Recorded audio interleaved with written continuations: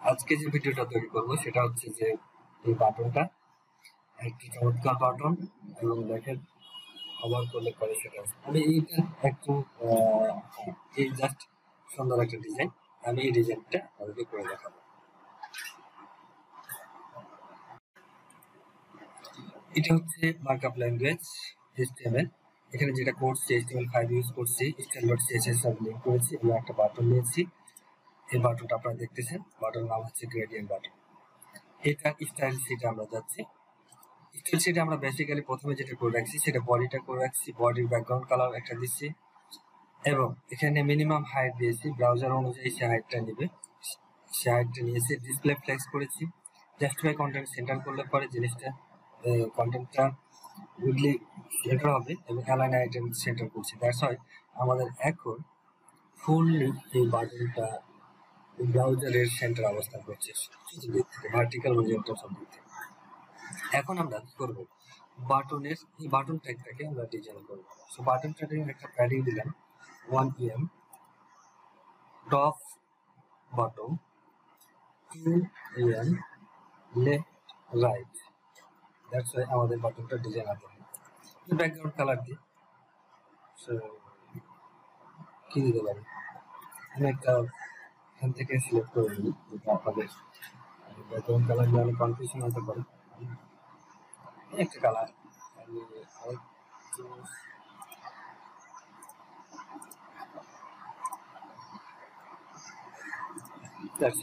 আমি এই কালারটা নিলাম।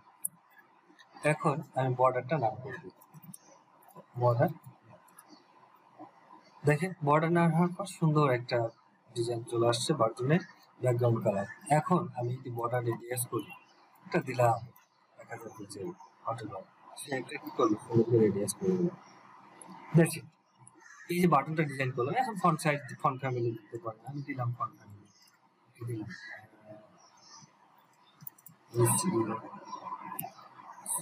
দিলাম আমাদের কি মানে ফন্টের সাইজটা খুব সুন্দর লাগতেছে।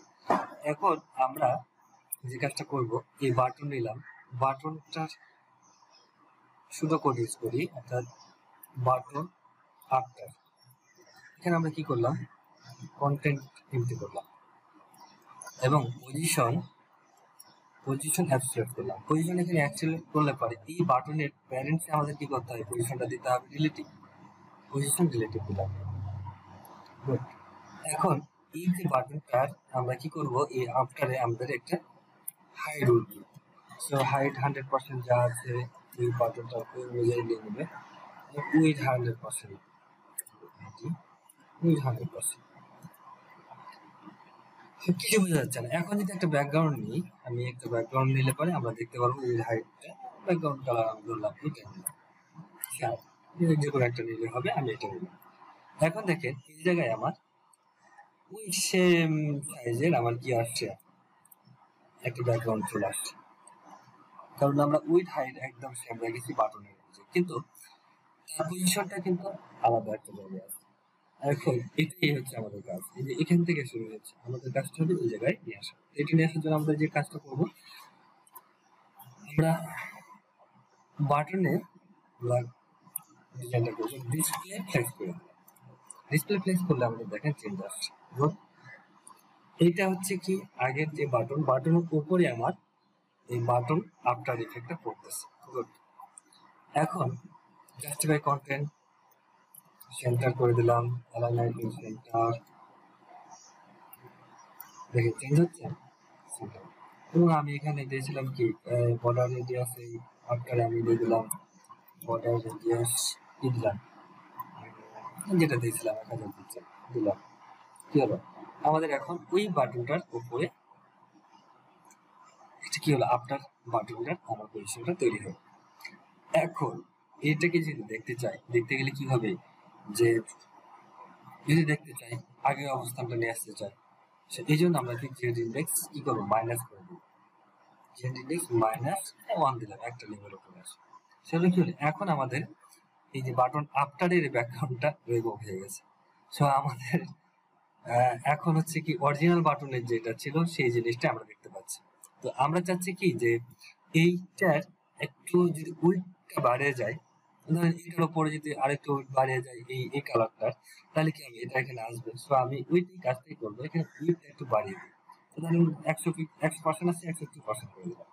দেখেন আমাদের কিন্তু এই যে লুকিয়ে থাকা কালারটা কিন্তু বের হয়ে আসতেছে। গুড। এটা আমরা উইডের ক্ষেত্রে দিলাম 2%, আমরা যদি হাইটের ক্ষেত্রে দিই, হাইটের ক্ষেত্রে আমি দিলাম ধরেন 7%। দেখেন এখানে হাইটটাও কিন্তু বেড়ে গেছে।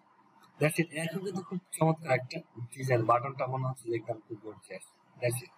এটাই হচ্ছে আমাদের ব্যাকগ্রাউন্ডের বাটন তৈরি করা একটা চমৎকার টিপস। এখন এটা আমি চাচ্ছি কি এভাবে আছে, গুড। আমি এটাকে এই ব্যাকগ্রাউন্ডটাকে এভাবে না দিয়ে গ্রেডিয়েন্ট ইমেজ ইউজ করবো। সো আমরা এখানে আমি এটা কমেন্ট করে দিচ্ছি, আরেকটা আমি ব্যাকগ্রাউন্ড ইমেজ নিলাম। হ্যাঁ, টু বটম রাইট, কি দেবো, একটা কালার দিই। আমি একটা কালার দিচ্ছি, আপনাদের সামনে দিচ্ছি এভাবে দেখানোর জন্য, যাতে তাহলে আমি একটা কালার ডিফারেন্ট হলে পরে আমাদের সমস্যা নেই, তাই না? তো দেখেন এখানে কালার কিন্তু আমাদের চেঞ্জ হয়ে গেছে, একটা কালার হচ্ছে, আমি আরেকটা কালার দেবো। হ্যাঁ, তো এটার জন্য আমি দেখবেন, দেখেন এখন কিন্তু দেখা যাচ্ছে কি যে এটা গুড। এখন এইখানে যদি আমি হভার ইফেক্টের কাজটা করতে চাই, যেরকম আমি কি করবো, আমি জাস্ট বাটন হভার দিলাম। হভার দিলে আমার এখানে কি করা আছে, যে ইন্ডেক্সটাকে আমার ওয়ান করে দেওয়া আছে, এই যে জেড ইন্ডেক্স, এই যে আফটার ইফেক্টের, এটাকে আমি কি করব, বের করে নিয়ে আসলাম। বের করে নিয়ে আসতে গেলে কি, জেড ইন্ডেক্স আমি 0 পজিশনে নিয়ে আসলাম। এখন যদি হভার করি, আমার এই গ্রেডিয়েন্টের কালারটা চলে আসছে। Good?